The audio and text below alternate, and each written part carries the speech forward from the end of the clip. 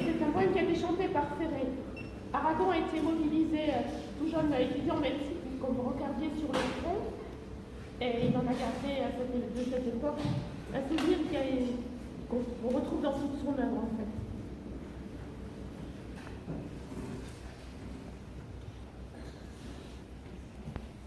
Ne reviendra pas de Louis Aragon.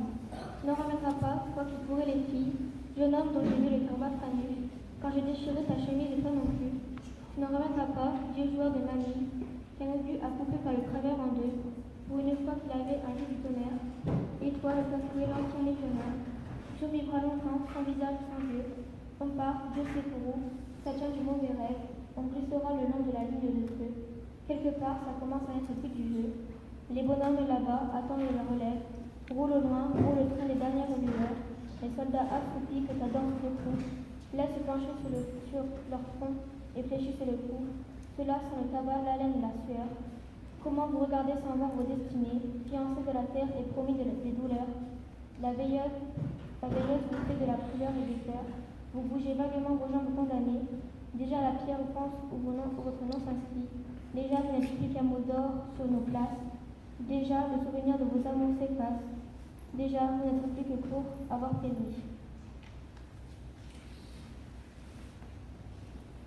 Alors, merci à Léa pour ce poème. Et je vais donc passer la parole, je crois, à Yves. Ouais.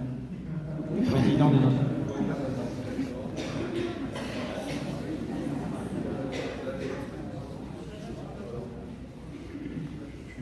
C'est la lettre du président que je n'ai pas fait au monument. Il y avait un peu trop de pluie. Donc je vais d'abord vous lire. D'habitude, c'est une lettre du secrétaire d'État. Et cette année, pour centenaire, c'est le président donc, qui nous fait un texte. Un siècle que l'armistice du 11 novembre 1918 est venu mettre un terme au combat fratricide de la Première Guerre mondiale. À cet affrontement interminable, nation contre nation, peuple contre peuple, avec ses tranchées pleines de boue, de sang et de larmes, ces orages de feu et d'acier qui grondaient par tous les temps et déchiraient les ciels les plus calmes, ces champs de bataille éventrés et la mort omniprésente. Le 11 novembre 1918, un grand soupir de soulagement traverse la France. Depuis Compiègne, où l'armistice a été signé à l'aube, il se propage jusqu'au champ de bataille. Enfin, après 4 interminables années de bruit et de fureur, de nuit et de terreur, les armes se taisent sur le front occidental. Enfin, le vacarme funeste des canons laisse place à la clameur allègre qui s'élève de volées de cloches en sonnerie de clairons, d'esplanades de grandes villes en places de villages. Partout, on célèbre alors avec fierté la victoire de la France et de ses alliés. Nos poilus ne sont pas battus pour rien. Ils ne sont pas morts en vain. La patrie est sauvée, la paix enfin va revenir. Mais partout aussi, on constate le gâchis et on éprouve d'autant plus le deuil. Là, un fils pleure son père. Ici, un père pleure son fils. Là comme ailleurs, une veuve pleure son mari. Et partout, on voit défiler des cortèges de mutilés et de gueules cassées. Françaises, Français, dans chacune de nos villes et dans chacun de nos villages, Françaises et Français de toutes générations et de tous horizons, nous voilà rassemblés en ce 11 novembre, pour commémorer la victoire, mais aussi pour célébrer la paix. Nous sommes réunis dans nos communes, devant nos monuments aux morts, pour rendre hommage et dire notre reconnaissance à tous ceux qui nous ont défendus hier, mais aussi à ceux qui nous défendent aujourd'hui jusqu'au sacrifice de leur vie. Nous nous souvenons de nos poilus morts pour la France, de nos civils dont beaucoup ont aussi perdu la vie, de nos soldats marqués à jamais dans leur chair et dans leur esprit, de nos villages détruits, de nos villes dévastées.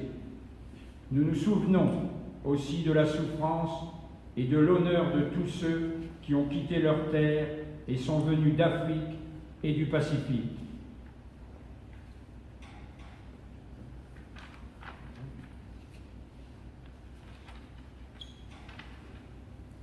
sont venus d'Afrique, du Pacifique et d'Amérique sur ce sol de France qu'ils n'avaient jamais vu et qu'ils ont pourtant vaillamment défendu. Nous nous souvenons de la souffrance et de l'honneur des 10 millions de combattants de tous les pays qui ont été envoyés dans ces combats terribles. Françaises, Français, nous sommes aussi unis en ce jour dans la conscience de notre histoire et dans le refus de sa répétition. Car le siècle qui nous sépare des terribles sacrifices des femmes et des hommes de 14-18 nous a appris la grande précarité de la paix. Nous savons avec quelle force les nationalismes, les totalitarismes peuvent emporter les démocraties et mettre en péril l'idée même de civilisation. Nous savons avec quelle célérité l'ordre multilatéral peut soudain s'écrouler. Nous savons que l'Europe unie, forgée autour de la réconciliation de la France et de l'Allemagne, est un bien plus fragile que jamais. Vigilance, tel est le sentiment que doit nous inspirer le souvenir de l'effroyable hécatombe de la Grande Guerre. Ainsi serons-nous dignes de la mémoire de celles et ceux qui, il y a un siècle, sont tombés. Ainsi serons-nous dignes du sacrifice de celles et ceux qui aujourd'hui font que nous nous tenons là, unis en peuple libre. Vive l'Europe en paix, vive la République et vive la France.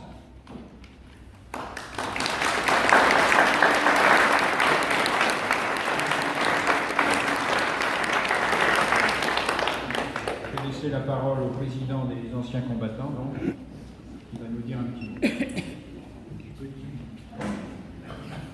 Merci à tous, je tiens à vous remercier de votre présence, bien nombreux, à nos petits Anglais. Mais j'ai fait un petit mot très court. J'espère ne pas bafouiller trop cette fois-ci.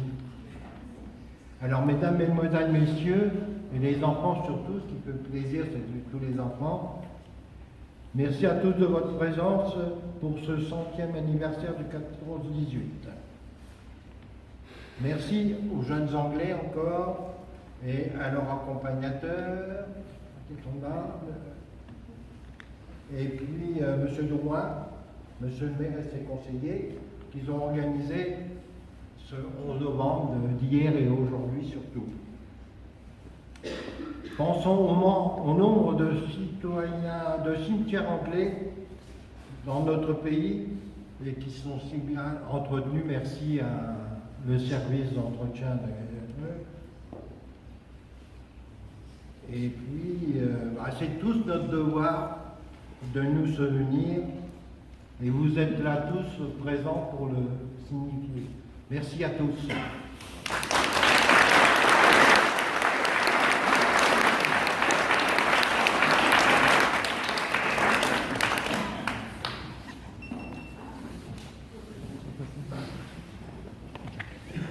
Bonjour à tous. Juste un petit mot, je tiens à remercier les cadets de la RAF. J'espère que quelqu'un pourra prendre le relais, puisque Bernard Rambold, qui a travaillé à chaque fois pour les faire venir, a 75 ans et ce sera sa dernière année cette année. Donc on souhaite que ça puisse se perpétuer. Merci à la commune. Hier, on a eu l'agréable surprise d'avoir énormément de monde au cimetière pour l'illumination. Et merci aux anciens combattants. Je remercie particulièrement le porte-drapeau de la commune parce que il est là à chaque fois sur les petits événements qu'on organise et je voudrais qu'on l'applaudisse aussi.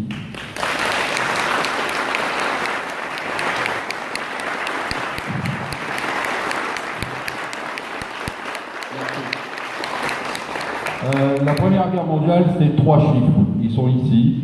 C'est 60 000 soldats mobilisés, 20 millions d'invalides et 10 millions de morts. Malheureusement, la grippe espagnole s'est rajoutée à tout ça. Elle fera aussi 10 millions de morts dans le monde, donc pratiquement autant que la Première Guerre mondiale en 4 ans. Voilà. En tout cas, je vous remercie beaucoup de votre présence et j'espère que ça se perpétuera et qu'on aura de plus en plus de monde dans les années proches, puisque on a passé le cap des 100 ans, mais ça va continuer. Bien sûr, il y a d'autres guerres aussi qu'il ne faut pas oublier.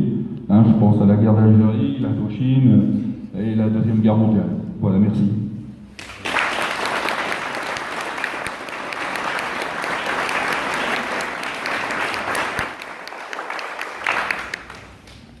Alors, je vais dire mon petit mot, mais ça ressemblera un peu à celui du président, mais je crois qu'il faut appuyer de toute façon pour que les gens se souviennent.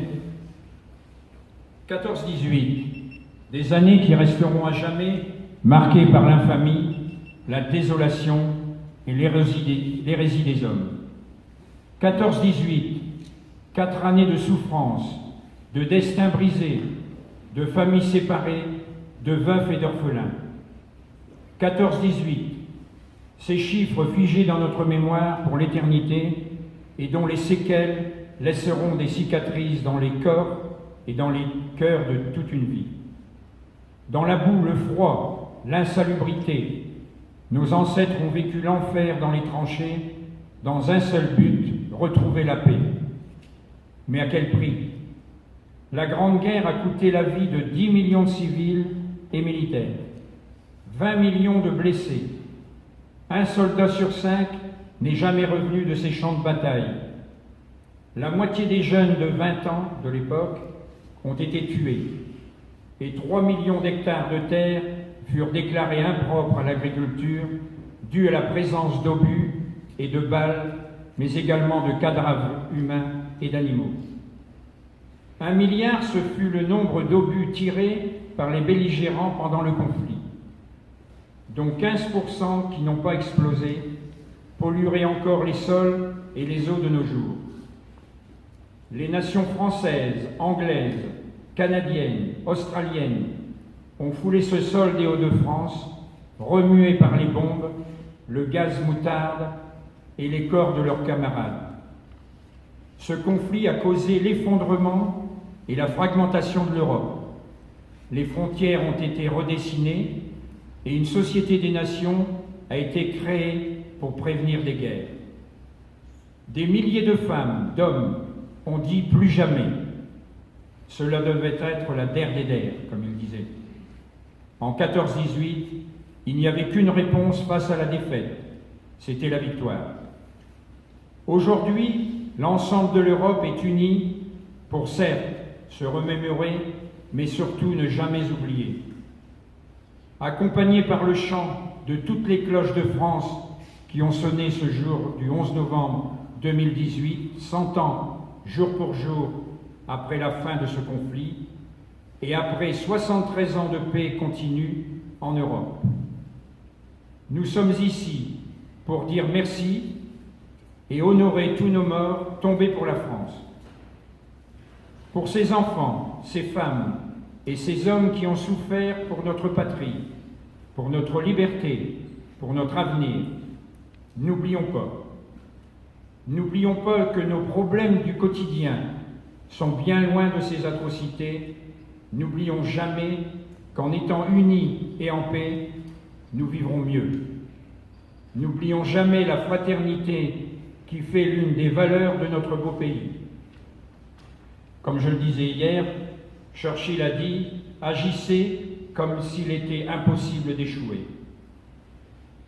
Que vive l'égalité, que vive la liberté, que vive la fraternité pour la République et pour la France. Cet instant patriotique fait partie de notre devoir de mémoire que nous devons entretenir.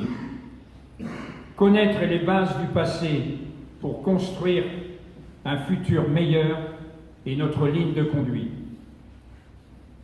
Nous avons voulu marquer cette cérémonie par un symbole que vous avez vu tout à l'heure un petit peu sous la pluie. C'était en plantant un arbre qui s'appellera l'arbre du centenaire. J'ai mis provisoirement une plaque pour qu'on sache ce que c'est, mais on mettra une petite plaque de marbre après, qui est le symbole de notre attachement pour ne pas oublier. Enfin, pour clôturer, je voudrais surtout, mais ils l'ont déjà fait, mais je voudrais le redire encore une fois, c'est surtout remercier les cadets de la RAF qui nous font le plaisir de venir à chaque commémoration et qui savent se tenir devant les monuments aux morts pour l'exemple. Merci pour votre participation qui a été très nombreuse. Nous avons été surpris mais étonnés, c'est gentil, c'est bien. On a eu 130 bols, donc c'est qu'on a eu au moins 130 personnes. Donc je remercie toute la population d'Hachette-le-Grand et je voudrais que ça soit le cas à chaque fois. Je vous remercie beaucoup, je vous souhaite une bonne journée et on va boire le verre de la midi ensemble.